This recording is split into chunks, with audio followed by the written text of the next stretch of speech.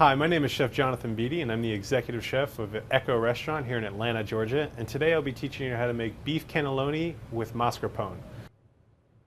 You can use this recipe in a variety of ways. You can top them with any of your favorite pasta sauces and gently bake them in the oven, top them with cheese, or you could also roast them dry in the oven and top them with your favorite sauce afterwards, any way you want.